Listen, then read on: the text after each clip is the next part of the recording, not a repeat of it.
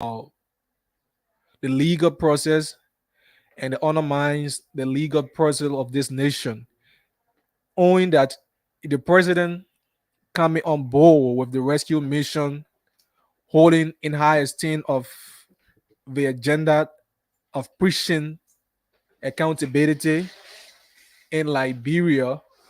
Things should not be done this way. And it's from the Liberian investigators, so you can also uh, go there and read the details of those stories for yourself. And next on the table will be the Front Page Africa, where we will be bringing you uh, the happenings from and from the Billboard headlines. Who fingered the budget? That's the leading questions now in Liberia. So that opened this and gave you a detail on. And I see Bon County Senator Prince Moy, uh, a Bon County lawmakers also here from District 5. And I see Yombli Kanga Lawrence, the Senate Pro Tem, the Speaker of the House of Representative Councilor Kofa is also here. And this has brought a waving concern. This is something that has drawn the attention of the public. But I gave you a gist of this on the papers today on Blaze 90.7 as we go through. The specialized committee established by the Speaker, Councillor J. Folanti Kofa, to investigate the alleged alteration of the 2024 national budget appeals to have raised more questions than it answered. Last week, the House of Representatives paused the deliberation on the draft recast budget for the fiscal year 2024 after the Speaker seized a motion calling for the House to begin discussion. The Speaker's decision, supported by the majority of the lawmakers present, was intended to allow time for the committee to investigate allegations of the budget alterations. And so this is not new. This story has been in the pipeline for from Mondays up to now. The big question is who fingered the budget? And how, I think last night on our sister show, The Talking Point, we threw light in details of this story. How will the legislature be saying and telling Liberian people that they do not know who fingered the national budget after it was being approved by the houses, signed by the president, and coming back to the very house for recast? This signals a lot in the public and it raises concern to the public that the lawmakers they are turning into something else, because you cannot tell the Liberian people that budget that was sent to you for recast after the president has signed and you are saying it's being altered illegally and you don't know who did it, when you know who is in possession of the copy of the budget. In fact, telling Liberian people that the original copy of the national budget for this 2024 fiscal year cannot be seen. So that gave you this line. On August 17, 2024, said Speaker Kofa, in consultation with the House leadership, constituted this specialized committee to investigate claims that the 2024 national budget had been altered. This action Follow a complaint by Representative Clarence Garr, District Number 5, McGibby County, who chairs the House Public Accounts Committee. Representative Garr expressed concern about changes in oversight responsibilities and appropriation across several sectors. So that is from the original budget where allocation was being made for a specific sector. Some of those allocations were being diverted and placed on different lines, ministries, and agency, and into different sectors. And this is a gross violation. In fact, this proves a huge gross disrespect to the house. That tells you that it speaks that the house does not know exactly what they are doing. So if they cannot investigate this whole budget thing and tell the Liberian people who is responsible and what is behind this, then they should not be people that will be, you should count on as the leaders you sent in the house to represent you, for the fact that you cannot bring the 23,000 constituents you have in your district to serve as representative at the same time. That's why they elected you. That's why they elected you.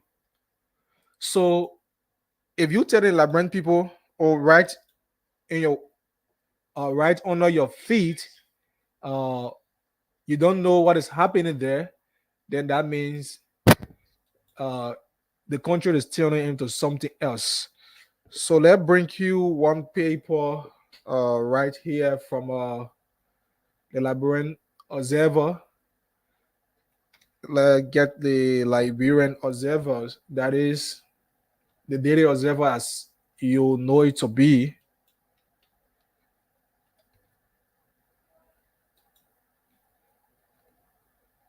So if you're just joining us, it is a reminder that you're listening to the program, The Papers Today on Blaze 90.7. And my name is Achise Bob Yene. Antolin Phillips is still respected, though he has some basic engagement, and we'll go on 22 minutes uh, into the program right here.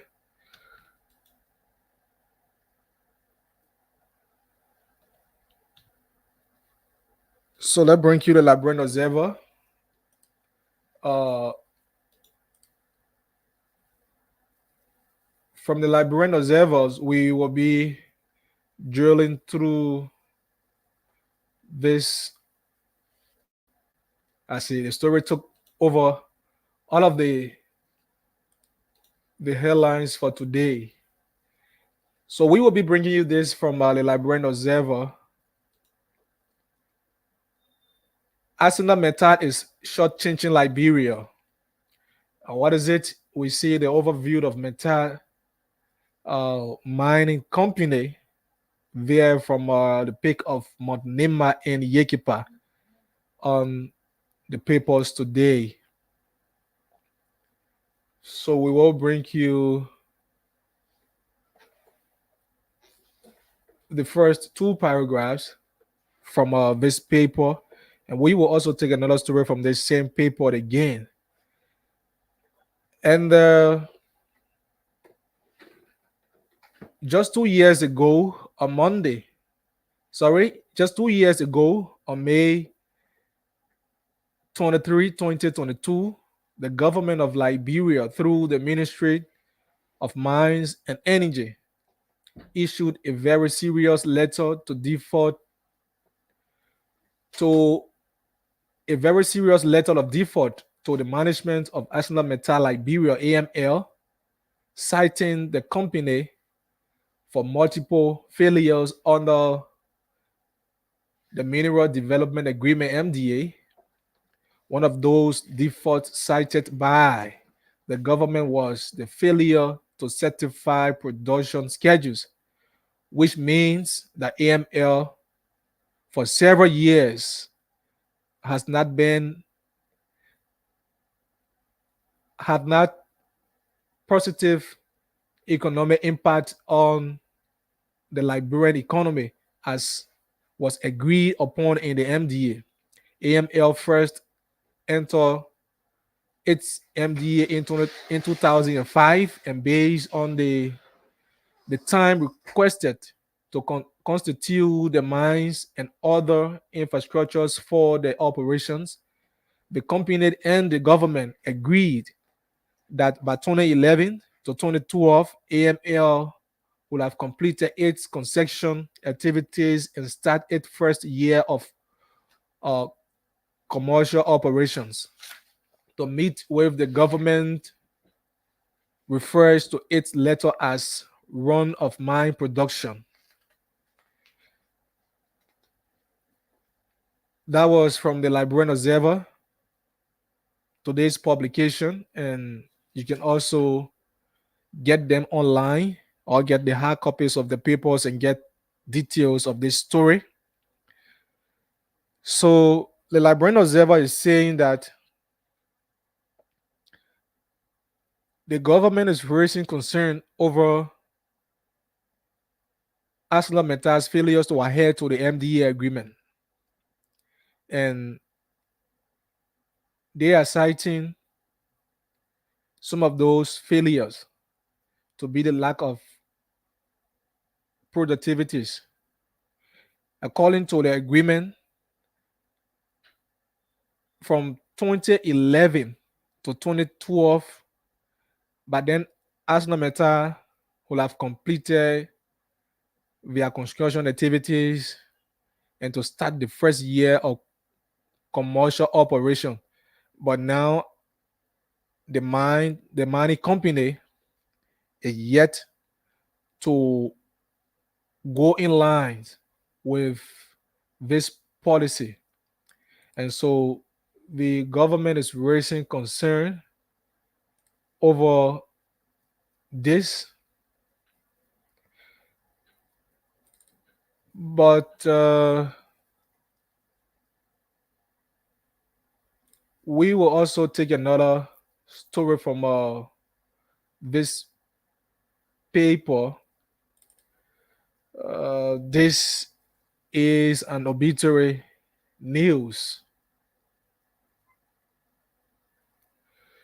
I don't know. No, we don't have to be breaking this. Let's take this from this other side.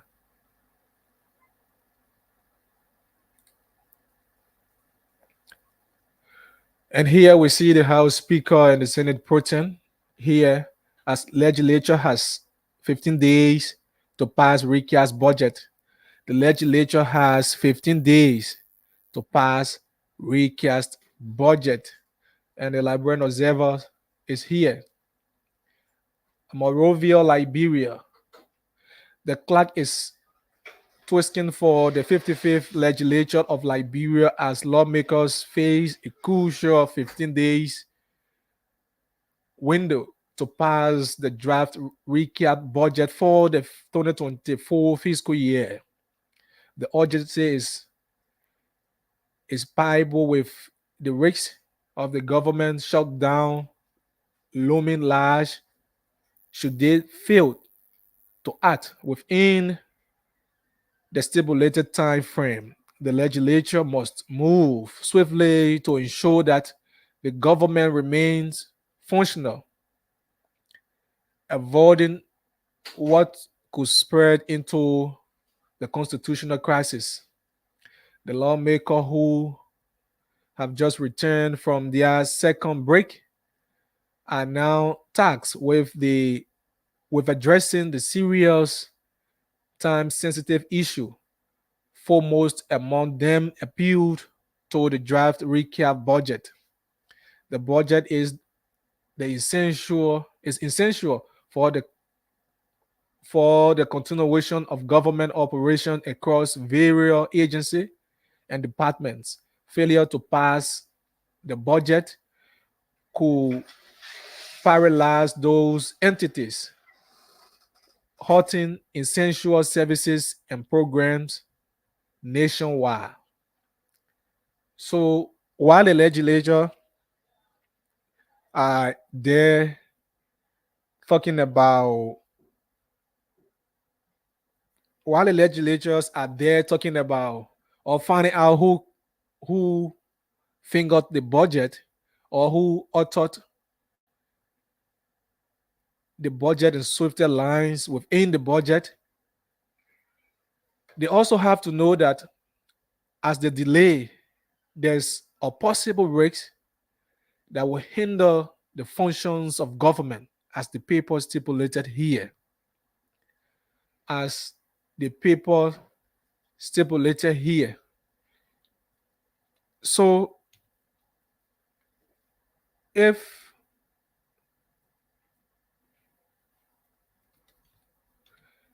they cannot timely act to make sure that there's a recap, then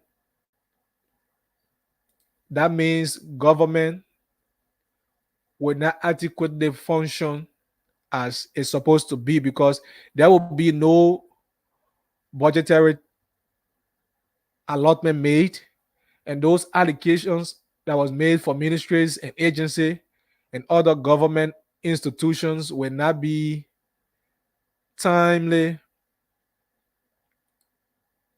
available for the usage to ensure that government smoothly run. So those are factors that they need to be looking at. So in that they need to double up.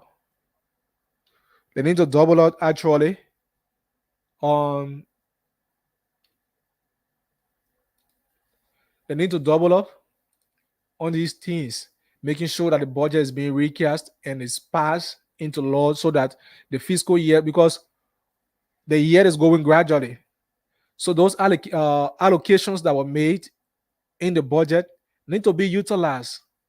And if they are not, that means government will not function as it should be. And that alone will speak volume. That alone will speak a huge volume. So the program is the papers today, where we draw you through the major happenings across the country, from the newspapers. From the newspaper, let's see if we can get another paper right here to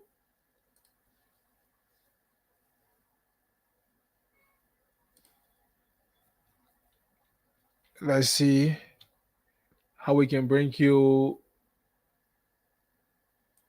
another paper from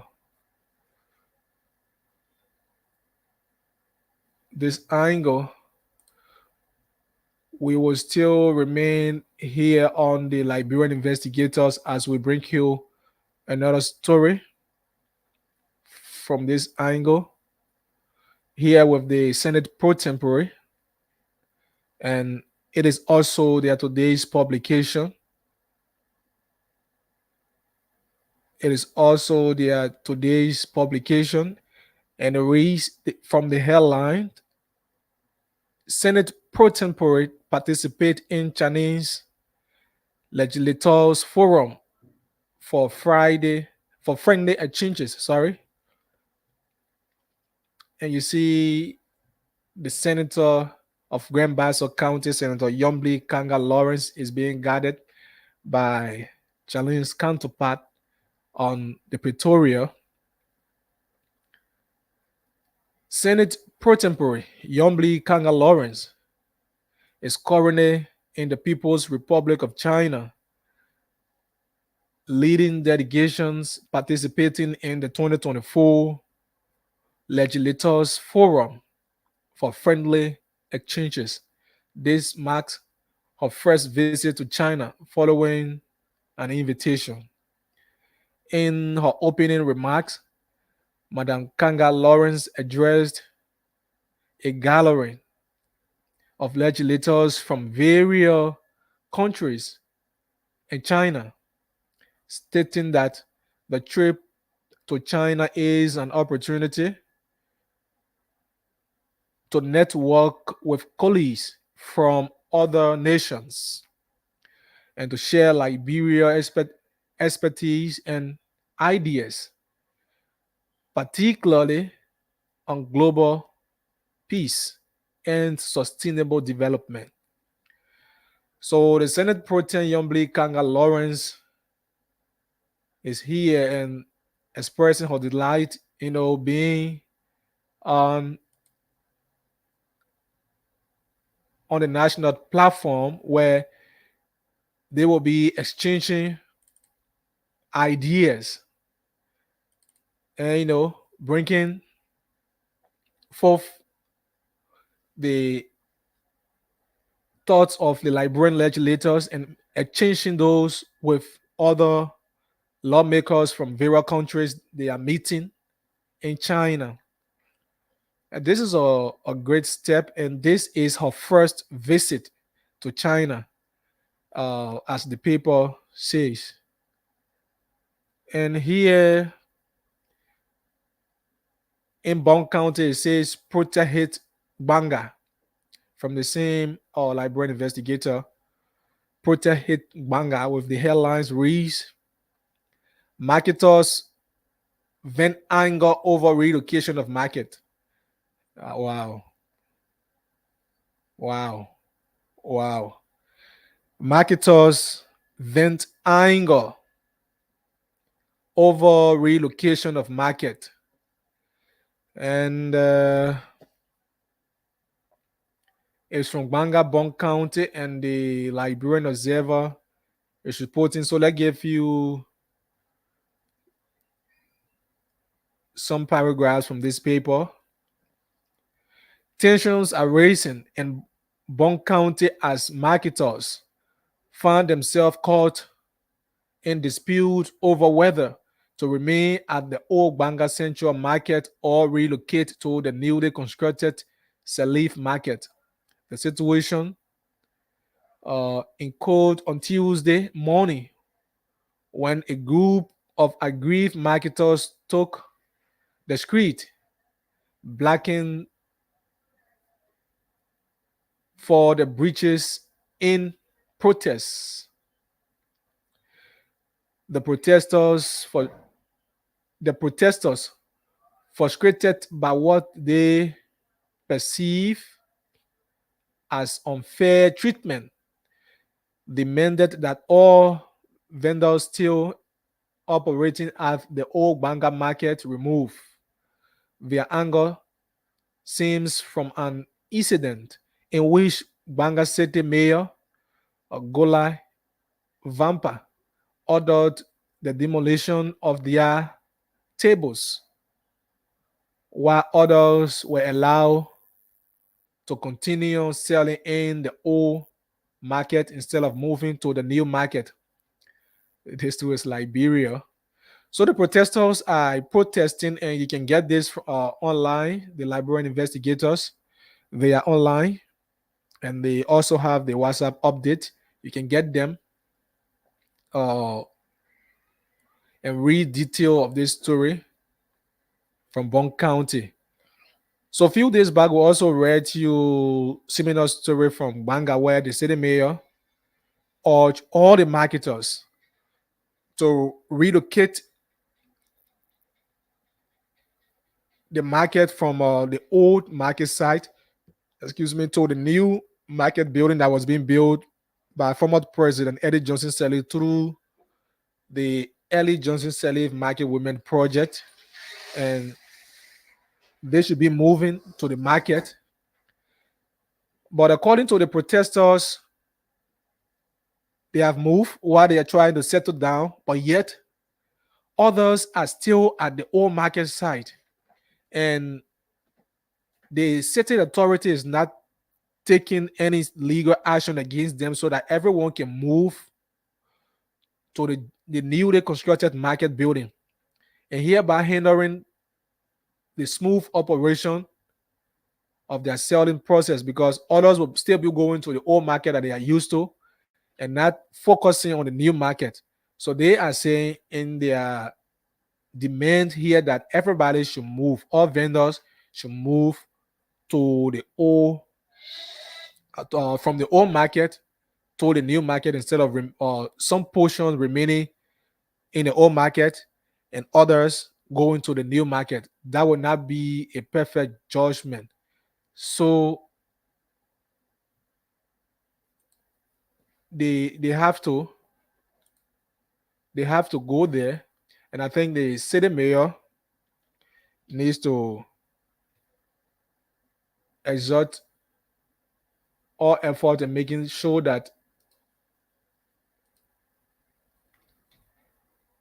every marketers move to the new market. So from the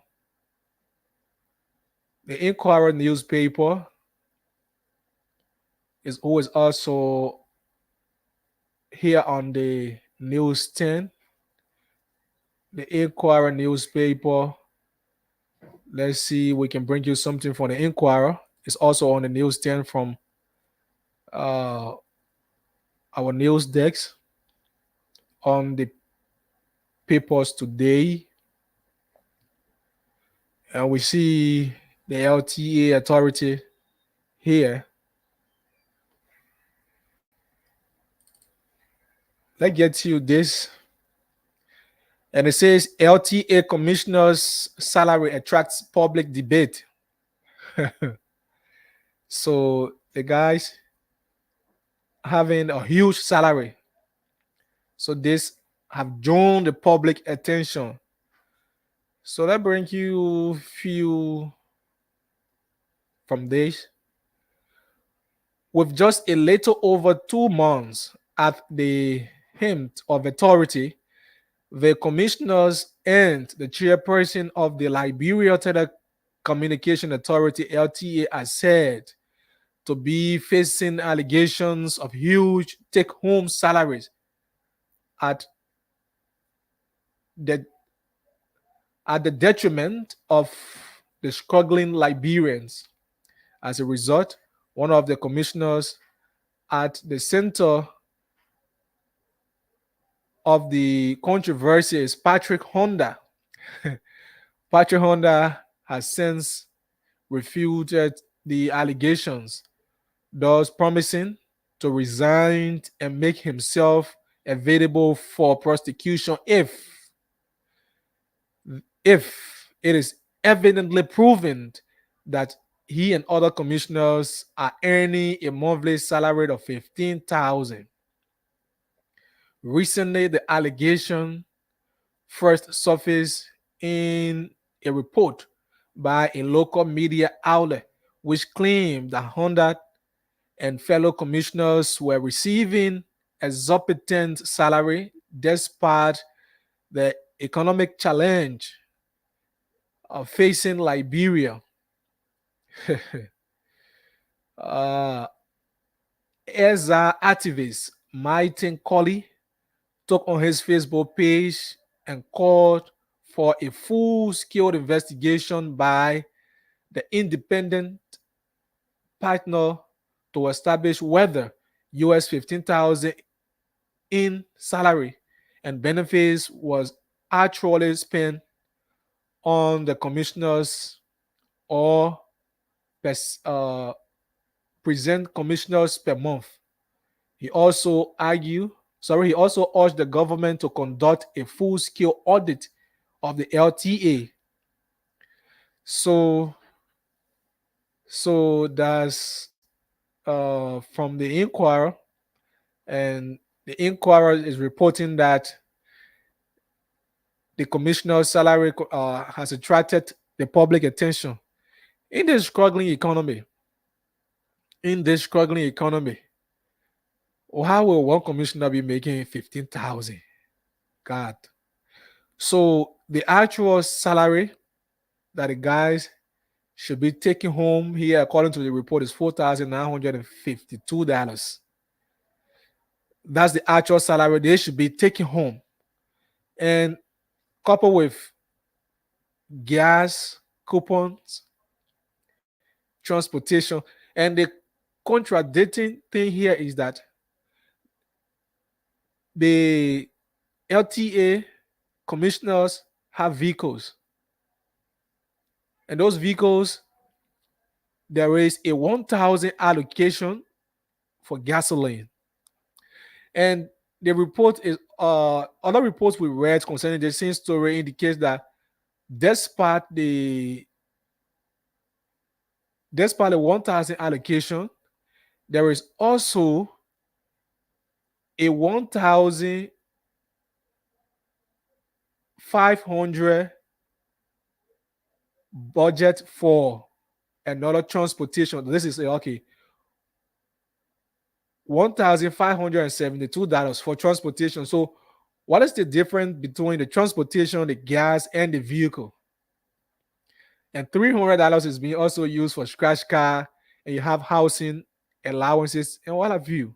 So, those questions that I think the librarian should be asking is that why would the commissioners be given housing allowances if this is part of the act that created that commission, the LTA? I think that some of those parts need to be extracted from, because you cannot be coming to authority and preaching patriotism and still being there accepting corruption, and you are saying you're coming with clean hands. So those who speaks of equity should come with clean hands. So you cannot come to rescue as you claim, and yet you are still allowing citizens to cry in your name. So that alone, the salary alone attracts the public and it encourages everybody to just go to seek government job. And I think this is unfair. So the inquiry reports that, and you can get a copy of the inquiry to get yourself a detail of this story on the papers today on Blaze 90.7. So I'm here today alone in the absence of Tony and Adnell. We are usually here. What I see still from the inquiry newspaper, if we can bring you something from this inquiry newspaper.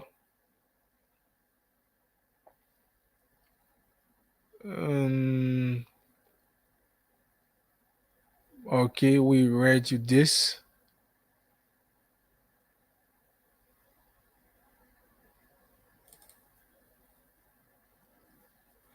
So let's bring you this. Let's bring you this.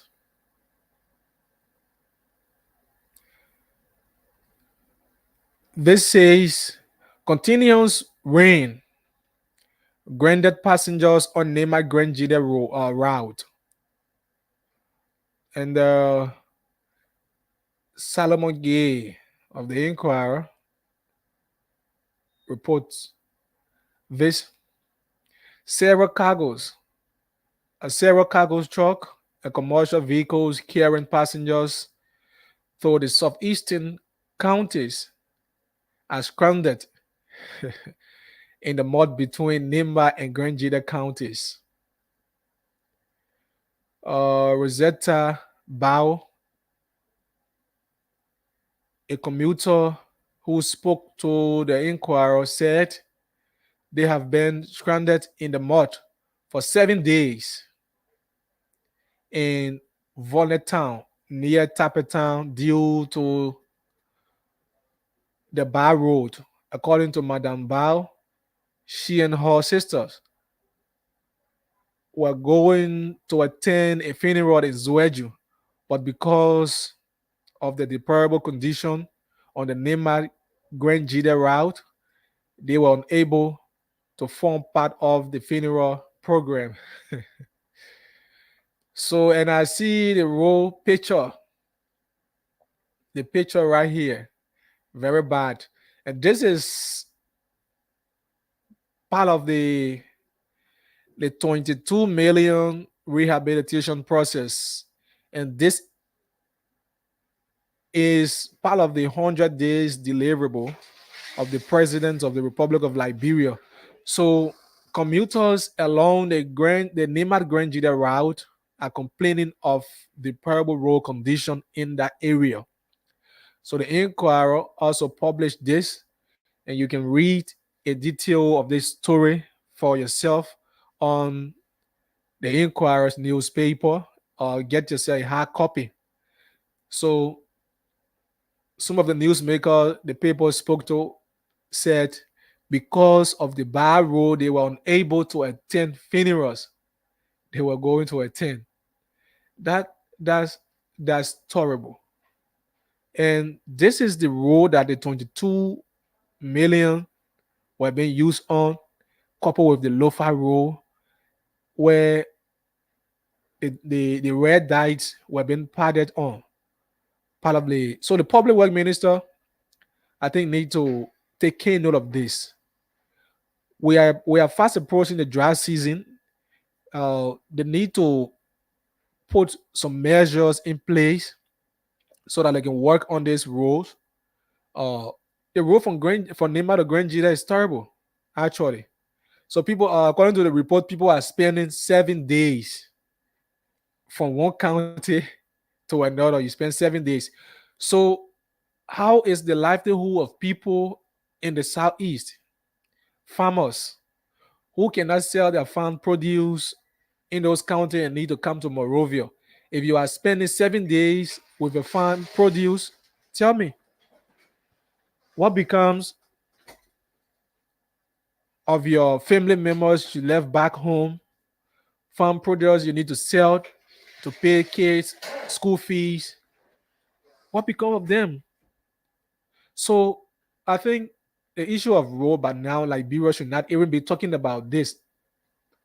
Liberia is one of the oldest nations, in fact, the oldest republic in Africa, need not to be discussing road by this time. Road should not be the priority by now. It should be something that we have, the bridge that we have crossed ever since. But how be it, uh, this is Liberia, uh, and so we have to consider it as it is. And let's see, we have 7 minutes to 12 o'clock, and at 12, this come to an end. We have the variety news on the stand, and we are told this variety news is being owned by Martin K. and Collie, the Rescue Rambo. Wow, wow. That brings you this critical medical emergency. Urgent plea to help a 35-year-old woman. And this story was published today. Wow, it's so sad. It's so sad. Let me read you this story. In a deeply devastating situation, 35-year-old Tita Young is urgently seeking advanced medical care as she battles critical health condition. Tita, who gave birth to twins via C-section in 2023, is currently in a prestigious stage at JFK, the John F. Kennedy Medical Hospital. Uh, what was meant to be joyous occasion turned into a nightmare for Tita. Following her initial surgery in Zueju, Grangida County, complications begin to arise. Tita's condition deteriorate significantly, leading to a severe abdominal swelling, which needs a second surgery. Wow. So this 35-year-old woman, according to report, is currently at the GFK, and she needs to seek advanced medical attention.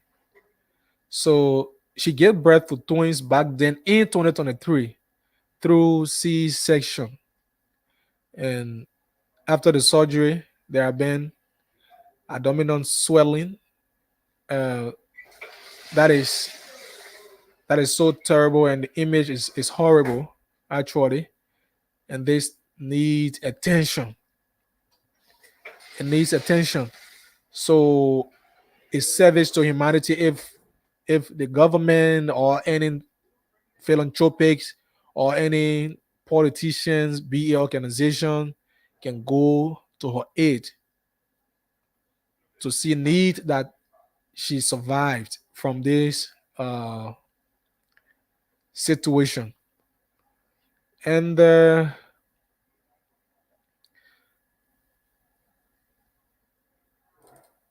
so let's give you this understand as well.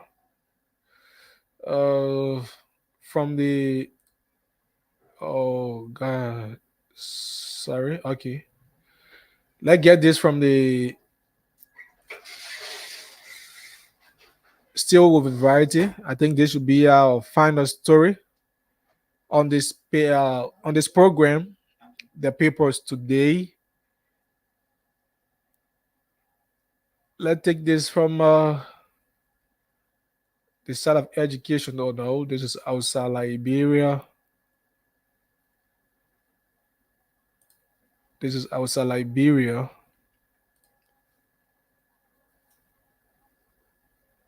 And here we see the nephew director, the National Public Health Institute of Liberia Director General, attends African Scientists Conference to combat MPOS. And we see that Chris Duwenya on the papers here, and the Variety News is also on the stand. You can get a copy online to read for yourself. Let's give you another headlines. We just bring you this news in headlines because we don't have time. We'll bring you one health related story from here. So still from the National Public Health.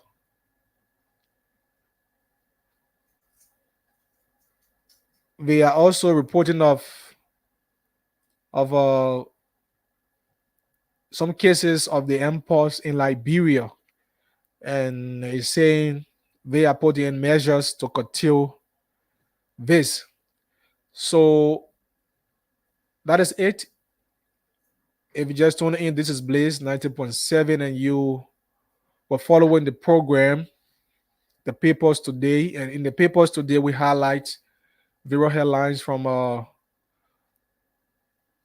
the newspapers across Liberia. It gives you our thought, as we urge you to also read details of those stories for yourself and get the insight. So I'm always here with Tony, and today Anthony is not here due to the busy schedule. But howbeit, we through our efforts brought you the papers today. Join us on tomorrow's edition. It comes from 11:05 to 12 o'clock. And my name is Archie Sebob Yene, presenter today's edition of the program, The Papers Today. Join us tomorrow at 11:05 for another support edition.